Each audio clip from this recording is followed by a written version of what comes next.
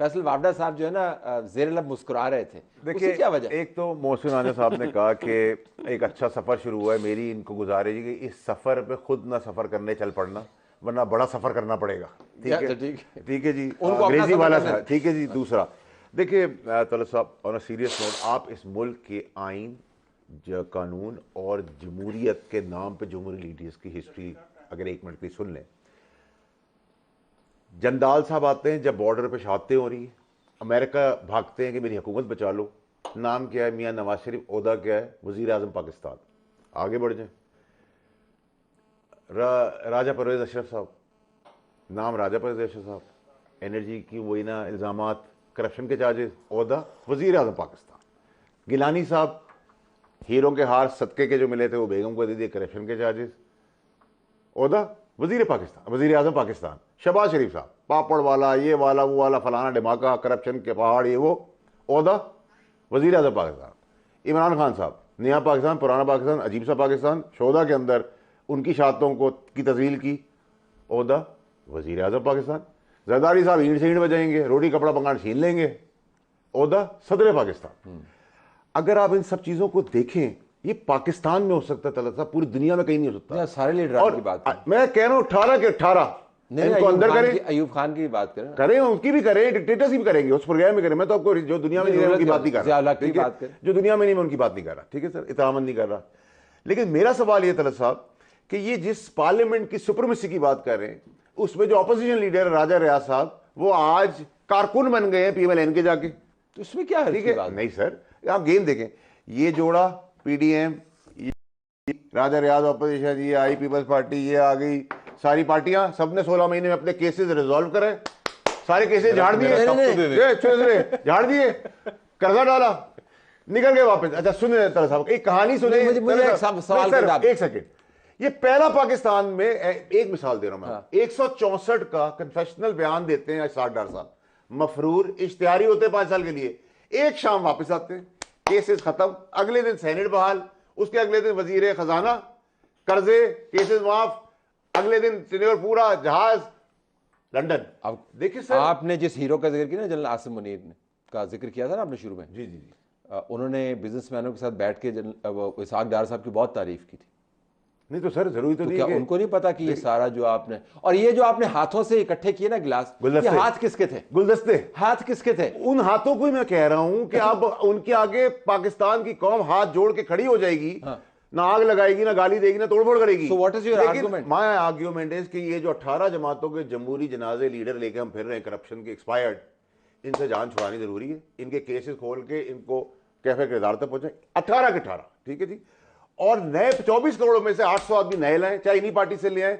अगर आपको जमहूरी निजाम चलाना है, पहले प्रोग्राम्स में आप लोगों को फांसियां चढ़ा रहे थे, सर अभी भी मैं कह रहा हूं, फांसी अच्छा सर मेरी बात सुना, मैंने इनको भी ये कहा कि आप पार्टीलेस लोग जो है ना, वो इस मुल्क के अंदर करेंगे, और आजाद उम्मीदवार, मोहसिन आजा साहब से भी आप पूछे, एग्री करेंगे? वो नहीं एग्री करेंगे। इस बार देखिए जो गवर्नमेंट आएगी ना, ये भी लिख लीजिए, 14 महीने से 17 महीने मैक्सिमम मदद होगी उसकी, इतनी लड़ाई होगी।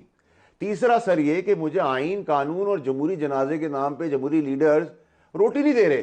गरीब का बच्चा 13 साल की उम्र में नौकरी कमाने जा रहा है, रोटी खाने के लिए उसका आप रेप करते हैं, कत्ल कर देते हैं। अच्छा आपका अपना जाती फेल है, आपको अगर आइन, कानून और जमहूरियत रोटी दे दे, कपड़ा दे दे, एजुकेशन दे दे, बच्चे को प्रोटेक्शन दे दे, मैं वहां मुके वेरी हैप्पी। लेकिन सर मुझे एक बात बताएं, एक तरफ हमें चीफ जस्टिस साहब की आज डायरेक्शन नजर आई, सब बहुत होपफुल हैं, खुश हो गए।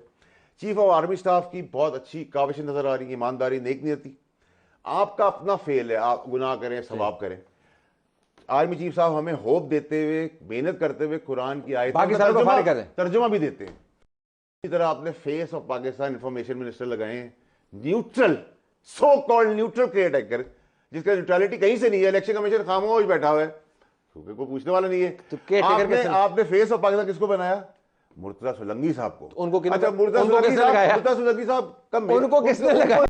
क्या है, that's his personal life. But अगर आप एक कुर्सी पे बैठे हुए हैं और आप पे हरासमेंट का केस है, आपके ट्विटर अकाउंट के ऊपर, ऑफिशियल अकाउंट के ऊपर कपड़े डिस्कस हो रहे हैं, उनको देन यू कांट रिप्रेजेंट। देखिए सर, मैं गुनाह कर रहा हूं, मैं एक गुनाह कर रहा हूं, this is between me and Allah. But अगर मैं इस कुर्सी पे बैठा हूं और उस कुर्सी के साथ बैठकर उनको किसने लगाया? किसी को हरास करता हूं, उनको किसने ठीक है? लगाया? अगर ये आप लोगों ने निजाम चलाना है कि एक आदमी को आप अंदर करेंगे, दूसरे को मुल्क से बाहर भेज देंगे, तीसरे को खड़ा कर देंगे, फिर तीसरे को बाहर ले आएंगे, उसको अंदर कर देंगे, पहले को बाहर कर देंगे, ये टोपी ड्रामा जो है ना सर 18 लोगों का, आप कैमरे की तरफ देख के बताएं क्या मैं सर जो भी नाम लेना, I am talking about judiciary, I am talking about establishment. No, you're talking about establishment. You're not talking about judiciary. I am. उन्होंने तो कोर्टों के फैसले करने जेल. अच्छा, let me hear Busfan. So अब मैं राजा साहब को बात जाऊँ. राजा साहब बड़ा स्ट्रांग मुकदमा यहाँ से इवॉल्व हुआ है.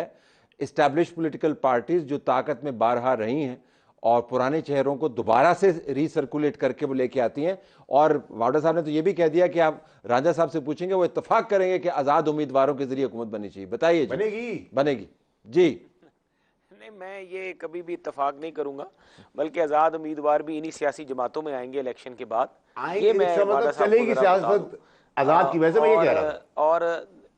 और आज़ाद उम्मीदवार देखें, काफ़ी लोग जो है वो अपनी मुकामी सियासत को देख के, हालात को देख के, अगर मुस्लिम लीग नून का मुकाबला देखेंगे तो हमारे मुकाबले में पंजाब में आप देखेंगे तादाद में काफ़ी सीटों पे आज़ाद भी नज़र आएंगे, जो मेरा अपना एक सियासी तज्जिया है. कहीं पे आपको पीटीआई भी नज़र आएगी, कहीं पे आपको बाकी जमातें. लेकिन पंजाब के ज़्यादा 9 मई के वाक़यात के बाद जो भी लोग इलेक्टेबल सियासत करते हैं और जिनके हल्के हैं, जिनकी वहाँ पे एक पोजीशन है अपने हल्कों में, अगर उनकी हमारी पार्टी में तो जगह नहीं. देखे हमारे पास तो हर सीट पे MNAs भी थे, MPs भी थे, और हमारी पार्टी. लेकिन बड़ा मुकदमा ये नहीं है कि आज़ाद हो गए, बड़ा मुकदमा ये कि पार्टियां मौजूदा क़यादत फेल हो चुकी है, नई क़यादत की ज़रूरत है.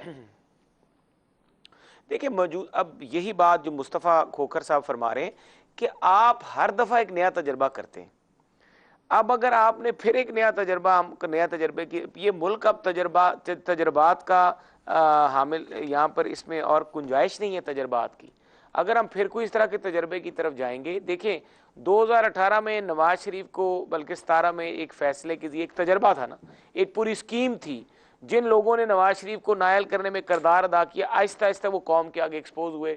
साकिब निसार साहब की गुफ्तगू आई, फिर जो जनरल फैज़ हमीद के हवाले से बातें सामने आ गई, फिर बाकी जो अफसरान थे उस सारे प्रोसेस में इन्वॉल्व, फिर उसके बाद बाकी चीज़ें भी सामने आ गई. कौम को पता लग गया कि वो एक तजर्बा था. अब जेन्युइन कौम को लीडरशिप दें जो कौम में मकबूल है, उसके बाद एक जेन्युइन इलेक्शन कराएं.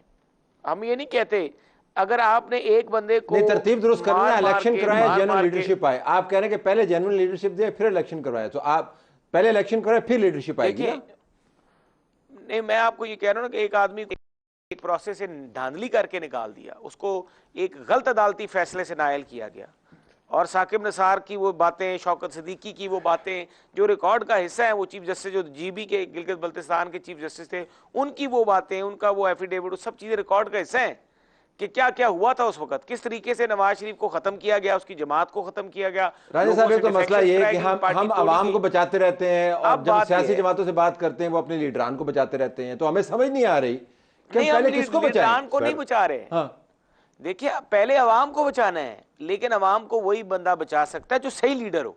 ठीक, सही लीडर ही तो नहीं है ना भाई पाकिस्तान के अंदर. 18 के 18 हमने ठेका थोड़ी उठाया हुआ है कि मसला है ना, 35 साल से लेकर 80 साल के आदमी जो यही तो वाडा साहब आपका मसला है. मुल्क खड़ा कर दो, कैसे वाडा साहब, इसलिए जो देखिए हमारा तो मसला ही वाडा साहब भाई है गवर्नमेंट. मेरा तो क्यों नहीं आपने किया फैसले के ऊपर? मेरा तो मसला, हिम्मत इतनी बातें जमहूरी आप कर रहे हैं. मेरा मसला ये है कि मेरा लीडर नवाज शरीफ था. मेरा लीडर 2008 में भी नवाज शरीफ था, 2013 में भी नवाज शरीफ था, 2018 में भी नवाज शरीफ था.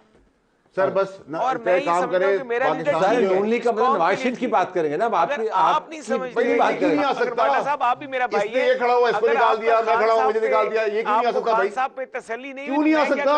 हम क्यों गुलामों की तरह खड़े हों किसी के पीछे? मुझे तला साहब एक मजाक, गुलाम नहीं है, ये जोक नहीं है पाकिस्तान के साथ. हर कोई आता है वही 18 शक्लें. जब मैं पैदा हुआ वही शक्लें, मैं बड़ा हुआ वही शक्लें, मैं जवान हुआ वही शक्लें, मैं बुढ़ापे की तरफ चल पड़ा हूं वही शक्लें, और कहते हैं आप उसकी नालायक औलाद भी एक्सेप्ट कर लो. ओके, मैं सिर्फ एक पॉइंट ऐड करना चाहता था. You can elaborate. मुझे ब्रेक में जाने दो. मेरा सिर्फ एक पॉइंट है. राजा साहब, time is up for break. Let me take a break, वरना बात कट जाएगी. चलने दिया जाएगा तो ये नहीं होना था. ठीक है, तदहीर का अमल. Let's take a break.